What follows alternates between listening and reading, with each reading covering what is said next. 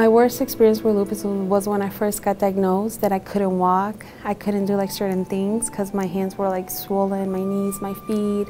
A lot of pain, literally in my joints, and my whole body would ache.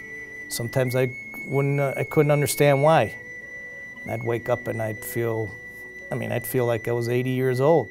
Joint pains, swelling, fatigue, mouth sores, a lot of tightness in the chest,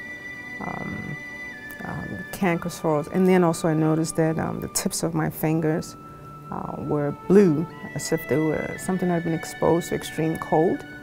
I also noticed that just the achiness and tiredness, and the most distinct thing was my sight, because it was becoming blurry and it was just painful.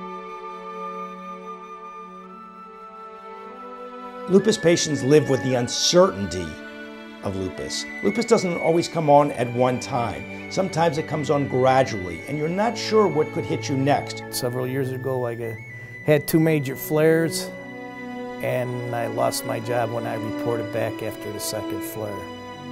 And a lot of people will look at me and they're like, "Oh, you're fine, there's nothing wrong with you," and I would get frustrated because it's like, I'm not right. Like, you don't feel my pain. I wasn't participating in a lot of activities only because I needed to find a way to reserve my energy.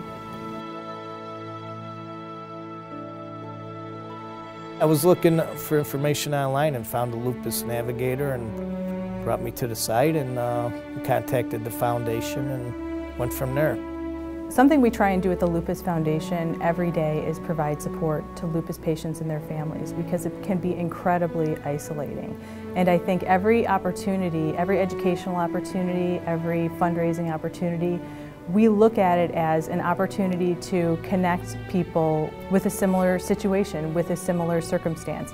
So if you go to our walks, for instance, you're going to rub elbows with people. You don't have to explain what lupus is. And I think that's an incredible thing to witness.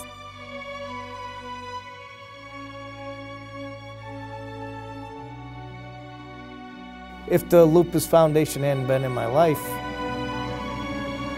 I mean, there's no telling where I'd be. I would try to have found some other support group, but if there wasn't, then I would probably be dealing with it by myself. I wouldn't know where I will be without the LFAI, because they have helped me so much that I wouldn't know. If I didn't have the LFAI in my life, I don't know, I'd probably be boiled up in a corner somewhere, I don't know. No, I probably wouldn't know as much as I know now. It's just the voice at the other end of the phone is always soothing, and that's the initial contact, you know, because with lupus, the tendency of being depressed is extremely high, only because you're confused about the disease, the nature of the disease. Without the Lupus Foundation, I'm not sure who's going to take the message about lupus to Congress. I'm not sure who's going to advocate for lupus patients with National Institutes of Health funding. I'm not sure who's going to get the message out to contributors to the lupus research cause and to patients. So the Lupus Foundation of America cares about lupus, and they are essential to the mission. Even though there hasn't been a new drug in 50 years, we're very close to having a new drug, which is a tremendous breakthrough in lupus.